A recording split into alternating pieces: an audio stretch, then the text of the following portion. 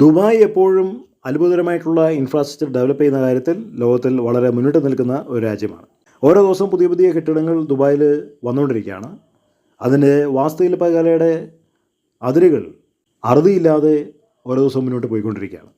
ഇപ്പോൾ നമ്മൾ ഈ ഫോട്ടോയിൽ കാണുന്നത് അനലമ ഗോപുരം എന്ന പേരിൽ അറിയപ്പെടുന്ന ഒരു ഗോപുരമാണ്. അത് ഇതുവരെയും നിർമ്മിക്കപ്പെട്ടിട്ടില്ല. 32,000 മീറ്റർ ഒരു ഉയർന്ന ഒരു ഗോപുരമായിട്ടാണ് അത് പ്ലാൻ ചെയ്യുന്നത്. പക്ഷേ അതിനൊരു പ്രത്യേകതയുണ്ട്. അത് തലകീഴായിട്ടായിരിക്കും അത് നിർമ്മിക്കുന്നത്. അതായത് വിശ്വസിച്ചാലും ഇല്ലെങ്കിലും ക്ലൗഡ്സ് ആർക്കിടെക്ചർ ഓഫീസ് എന്ന പേരിലുള്ള ഒരു വാസ്തുശില്പകല നിർമ്മാണ ഓഫീസ് ഉണ്ട് അത്രേ ദുബായിൽ.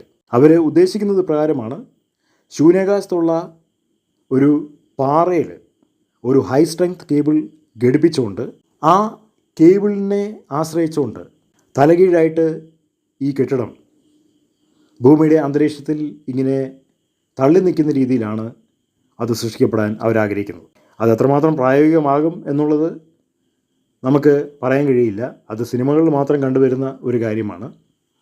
ഭൂമിയുടെ ഗുരുത്വാകർഷണ വലയത്തിനെ ഭേദിച്ചുകൊണ്ട് തലകീഴായിട്ട് ശൂന്യാകാശത്തുള്ള ഒരു പാറയെ ഘടിപ്പിച്ചുകൊണ്ട് എങ്ങനെയാണ് ഇവർക്ക് ഇത് നിർമ്മിക്കാൻ പറ്റുക എന്നുള്ളത് നമുക്ക് അറിയില്ല.